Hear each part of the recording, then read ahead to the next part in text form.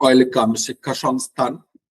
আজকের আলোচনার বিষয় খুবই সংবেদনশীল একটি, কারণ প্রচুর স্টুডেন্ট আমাদের কাছে কোয়ারি করেছে হোয়াটসঅ্যাপ, ফোনে এবং ইউটিউবে, ফেসবুকে যে স্যার 2025-26 যে পরীক্ষা, স্কুল সার্ভিস কমিশনের সেকেন্ড এসএলএসটি পরীক্ষা হচ্ছে, 2016 সালের ফার্স্ট এসএলএসটি কে ক্যান্সেল হওয়ার পরে যে পরীক্ষাটি, এই পরীক্ষায় 2016 সালে যে ক্যান্ডিডেট হিউজ ক্যান্ডিডেট ছিলেন এবং যার প্যানেল কিন্তু একটা কাউন্সিলিং এ হয়নি, অনেকগুলো কাউন্সিলিং এ হয়েছে, এবং সেই counselling A expiry of panel, অর্থাৎ প্যানেলের একটা টাইম থাকে, লিমিটেশন থাকে, সেই সময়ের পরে যাদেরকে জয়েন করা হয় তাদেরকে বলা হয় সেই প্যানেলের কি এক্সপায়ার হয়ে গেছে। তাহলে সেই এক্সপায়ারি অফ প্যানেল নিয়ে ভারতের আমাদের হাইকোর্ট এবং সুপ্রিম কোর্টে যে জোড়া কেসগুলো চলছে, প্রচুর কেস, যে কেস দীর্ঘদিন ধরে শুনানি করছিলেন হাইকোর্টে মহামান্য বিচারপতি অমৃতা সিনহা, বর্তমানে অন্য বেঞ্চে গেছে।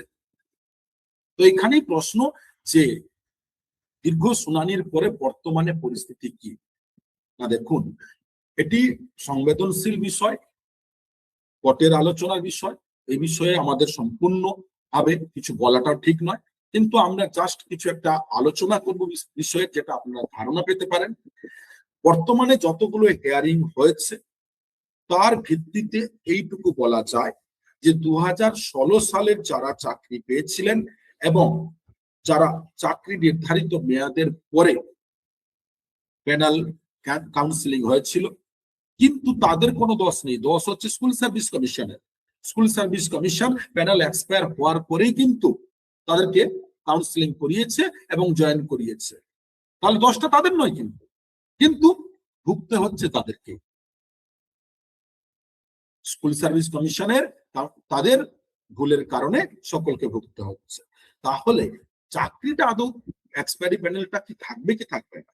না, দেখুন, এই নিয়ে যদি বলা হয় রেফারেন্স রাজস্থানে এবং আরো দু একটা স্টেটে এই নিয়ে রয়েছে, যেখানে কিন্তু প্যানেল এক্সপায়ার হওয়ার পরে যারা জয়েন করেছিলেন, চাকরি পেয়েছিলেন, তাদেরকে কোনোভাবেই চাকরির, বৈধ চাকরির সুযোগ দেওয়া হয়নি।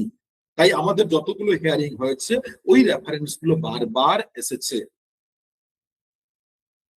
তাই 2016 সালে যারা প্যানেল এক্সপায়ার হওয়ার পরে কাউন্সিলিং এর মাধ্যমে চাকরি পেয়েছিলেন, একদম পিওর ক্যান্ডিডেট, কোনরকম টেন্টেড নয়, তাদের জন্য কিন্তু অশনি সংকেত, বলতে খারাপ লাগলেও তাই, অশনি সংকেত।